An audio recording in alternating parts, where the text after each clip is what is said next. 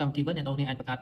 check box បានសម្រាប់យើងគ្រីយកចម្លើយត្រឹមត្រូវណាមួយបាទប្រអប់ហ្នឹងគឺយើងហៅថា check box បាទ check box ហ្នឹងគឺយើងប្រើវាសម្រាប់យើងគ្រីបាទមានចម្លើយត្រឹមត្រូវមួយឬក៏ចម្លើយត្រឹមត្រូវច្រើនបាទពេលខ្លះអាចមានចម្លើយត្រឹមត្រូវពីរយើងអាចគ្រីយកពីរចឹងទៅហើយបើសិនជាយើងគ្រីខុសយើងអាចដកគ្រីវាចេញវិញបានបាទអញ្ចឹងដើម្បីកំណត់ check box ហ្នឹងយើងចូលកំណត់កន្លែងណាខ្លះអញ្ចឹងអ្នកនរគ្នាអាចតាមដានវីដេអូនេះបានបងយើងមានជាអក្សរធម្មតាអត់ទាន់មាន check box ទេបាទអញ្ចឹងអ្នកនរគ្នាក៏យកមកចុចនៅកន្លែងហ្នឹងមកឥឡូវយើងទៅនេះទាញយក tab developer សិនបាទនៅខាងលើនេះកុំព្យូទ័រខ្ញុំទាញហើយបើកុំព្យូទ័រអ្នកនរគ្នាអត់មានទេទៅយកកន្លែងនេះយកកន្លែង file ហើយមើលមកក្រោមយកពី option មក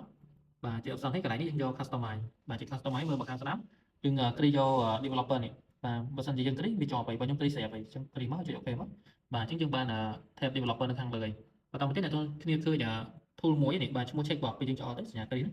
បាទអញ្ចឹងអ្នកនរគ្នាក៏ចូលមកចុចនៅកន្លែងហ្នឹងមកហើយចុចលើវាមើលអញ្ចឹងពេលយើងចុចទៅវាមកឲ្យប្រអប់ហ្នឹងមកវិញប៉ុន្តែពេលយើងចុចគ្រីវាបានសញ្ញាខ្វែងវាអត់មានសញ្ញាគ្រីអញ្ចឹងយើងដូរវាអ្នកនរគ្នាចូលកន្លែង property នេះមកហើយយើងដូរបាទកន្លែង change នេះដូរមានន័យថាយើងចង់ដូរឲ្យវាពេលចុចទៅវាទៅចេញសញ្ញាគ្រីអញ្ចឹងយើងចុចយកសញ្ញាគ្រីមកហើយកន្លែង font នេះយើងយកនេះ font នេះ winding tool នេះបាទអញ្ចឹងពេលខ្ញុំចុចទៅចេញសញ្ញាគ្រីហើយចុច OK មកបាទហើយទៅពេលប្រអប់ហ្នឹងកុំឲ្យមានស្រមោល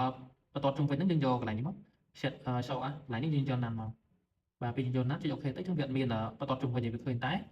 ប្រអប់ទេបាទអញ្ចឹងអាចគ្រីបានឃើញទេបាទយើងដូរគ្រីក៏បាននេះ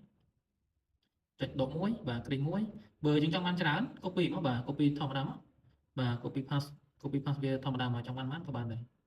ហ្នឹងហើយអញ្ចឹងខ្ញុំអាចដកគ្រីវាចេញមកដកចេញអស់បាទដកចេញអស់មកអញ្ចឹងយើងគ្រីមកអូខេអញ្ចឹងចង់បានចម្លើយត្រឹមត្រូវមួយចុចគ្រីមួយមកបាទអូខេបាទអញ្ចឹងមានតែប៉ុណ្្នឹងទេបាទរបៀបដែលយើងបង្កើត checkbox នៅក្នុងកម្មវិធី Word បាទសូមអរគុណ